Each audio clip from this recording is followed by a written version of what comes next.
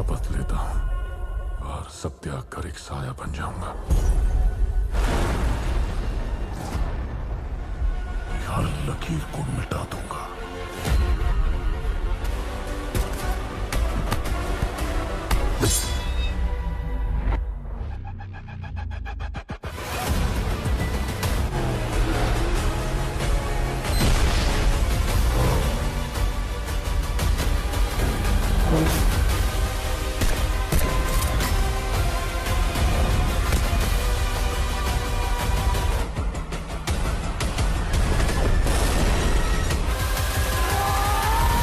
बार to अविश्वसनीय रूप से स्टाइलिश और स्वैग से भरपूर लग रही है।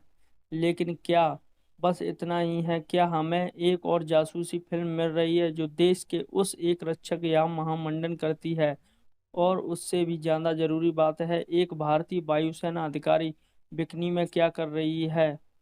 बार टू का ट्रेलर शुरू होने से ही एक बात साफ कर देना है, यह फिल्म पूरी तरह से ऋतिक रोशन और जूनियर एनटीआर के बीच की टक्कर पर आधारित है। इसमें वीएफएक्स का एक जबरदस्त इस्तेमाल है, शानदार दृश्यों और जबरदस्त ग्लैमर से भरपूर है, लेकिन साथ ही कई वजहें भी हैं। यह सब इतना जाना पहचाना क्यों लगता है?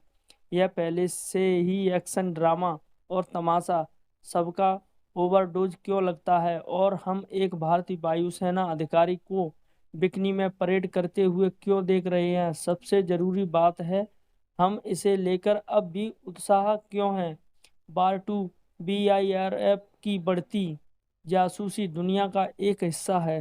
इसमें वो सब कुछ है जो इसे एक बड़ी मनोरंजक फिल्म बनाता है। पैमाना, महत्वाकांक्षा और दृश्य अपील। ट्रेलर इसके साथ न्याय करता है, लेकिन इस सारी चमक दमक के बीच कुछ गड़बड़ है। ट्रेलर से पहले ही दृश्य से उस महामुकाबले की ओर अग्रसर होता है। ऋतिक रोशन बनाम जूनियर एनटीआर यह महाभारत जैसी नैतिक जटिलताओं से प्रेरित एक उच्च दाव वाली लड़ाई का मंच तैयार करता है, जहां एक ही विचारधारा के परिवार के योद्धा खुद को विरोधी पक्षों में पाते हैं। जैसा कि ट्रेलर से पता चलता है, रोशन और एनटीआर दोनों ही ऐसे सैनिकों की भूमिका निभाते हैं जो आपस में भिड़ते हैं। ये सैनिक इंडिया फर्स्ट के अर्थ के अलावा अलग अलग विश्वासों से प्रभावित हैं, और वे उस निर्णायक लड़ाई को लड़ने के लिए अपना सब कुछ, अपना अतीत और भविष्य, यहाँ तक कि खुद को बलिदान कर देने के लिए तैयार दिखते हैं। दृश्यतम रूप से बार टू शुरू होने से ही स्टाइलिश लगती है, लेकिन क्या हमें ऐसी फिल्म देखने को मिलेगी जिससे सिर्फ स्टाइलिश हो और दम कम? टेलर एक ऐसे लहजे की ओर इशारा करता है जो भारतीय सशस्त्र बलों से जुड़ी गरिमा के बिल्कुल विपरीत लगता है। ग्लैमर सिनेमाई होने के बावजूद इस शैली से अपेक्षित गहराई को कमजोर कर देता है। एक भारतीय वायुसेना अधिकारी को चमकदार बिकनी में सिर्फ एक नज़र की वस्तु बना देना अटपटा और अनावश्यक दोनों लगता है। जासूसी शैली से सिर्फ एक्शन सेट और लार्जर द लाइफ और अपील तक ही सीमित नहीं है, बल्कि इससे भी ज़्यादा महत्वपूर्ण बात यह है कि यह मनोरंजक होने के साथ साथ परतों वाली कहानियाँ पेश करके आपको बांधे रखती है, रोमांचित करती है और सोचने पर मजबूर करती है। यह एक ऐसी शैली है जो खुफिया और रक्षा कर्मियों के खामोश, ज्यादातर अनारक्षक साहस को श्रद्धांजलि दे सकती है।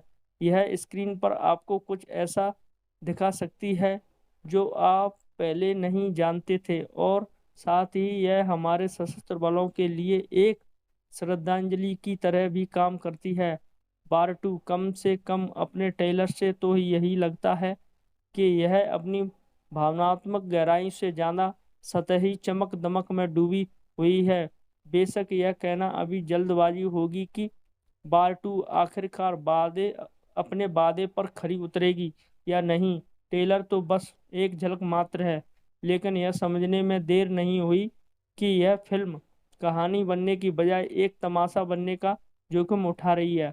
ऐसा लगता है कि यह प्रमाणता से ज़्यादा एंड्रोलाइन के पीछे भाग रही है और हर चीज़ की बजाय पैमाने की तरजीह दे रही है। सारी अतिरिक्त चमक-दमक पर्दे पर भले ही अच्छी लगे, लेकिन कहानी को शायद इसकी ज़रूरत ना हो।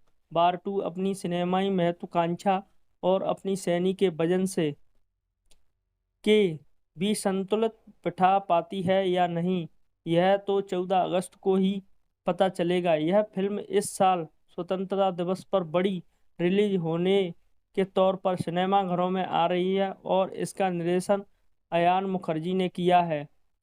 इसमें कियारा आडवाणी, आशुतोष राणा, अनिल कपूर और शब्बीर अहलूवालिया भी अहम भूमिका में हैं।